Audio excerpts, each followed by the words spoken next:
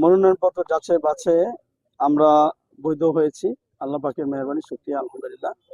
আমি সর্বপ্রথম আমার কটিয়াদী পাকুন্দিয়ার দেশে বিদেশে অবস্থানরত সর্বস্তরের আমার ভাই বোন এবং গুণগ্রাহী সবাইকে আন্তরিক শুভেচ্ছা এবং অভিনন্দন জানাচ্ছি, দোয়া চাচ্ছি। কটিয়াদী ও পাকুন্দিয়াবাসী, আসসালামু আলাইকুম ওয়া রাহমাতুল্লাহ।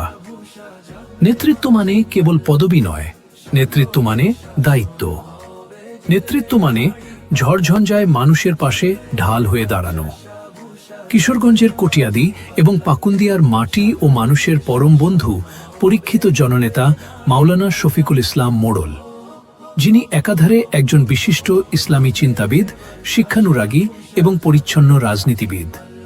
সত্যের পথে চলতে গিয়ে যিনি বারবার স্বৈরাচারী শাসনামলে জেল, জুলুম ও নির্যাতনের শিকার হয়েছেন, অন্ধকার শেলে দিন কাটিয়েছেন, তবুও অন্যায়ের কাছে কখনোই মাথা নত করেননি। তার অপরাধ ছিল একটাই, তিনি চেয়েছিলেন ইনসাফ ও মানুষের অধিকার। এদেশের মানুষের ভাগ্যের উন্নয়নের জন্য তারা যতটুকু কাজ করেছে, এর চেয়ে বেশি কাজ করেছে তাদের নিজস্ব ভাগ্য উন্নয়নের জন্য, যার কারণে 54 বছরে এদেশের মানুষের ভাগ্যের উন্নয়ন হয় নাই, আমরা কাঙ্ক্ষিত লক্ষ্যে পৌঁছতে পারি নাই। জনগণ তাকে ভালোবাসে, তার প্রমাণ তিনি আগেই দিয়েছেন। বিপুল ভোটে নির্বাচিত সফল সাবেক উপজেলা ভাইস চেয়ারম্যান হিসেবে তিনি ছিলেন সাদাসিধে এবং জনদর্দী। ক্ষমতার চেয়ারে থেকেও তিনি ছিলেন মাটির মানুষ। আসন্ন ত্রয়োদশ জাতীয় সংসদ নির্বাচনে বাংলাদেশ জামায়াতে ইসলামী মনোনীত কিশোরগঞ্জ ২ কটিয়াদী পাকুন্দিয়া আসনের সংসদ সদস্য পদপ্রার্থী হিসেবে ইনসাফ ভিত্তিক সমাজ গড়তে আপনার আমানত ভোটটি দাঁড়িপাল্লা মার্কায় প্রদান করুন।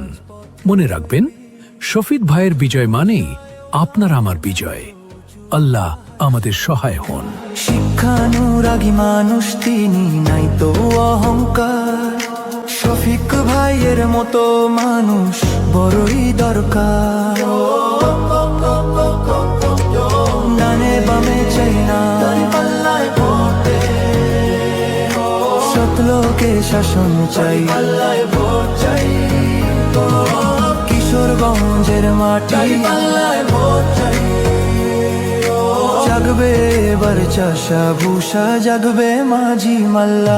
জাগবে এবার চাষা ভূষা, জাগবে মাঝি মাল্লা। জাগবে এবার চাষা ভূষা, জাগবে মাঝি মাল্লা। সত লোকের শাসন হবে, জিতবে দাঁড়ি পাল্লা।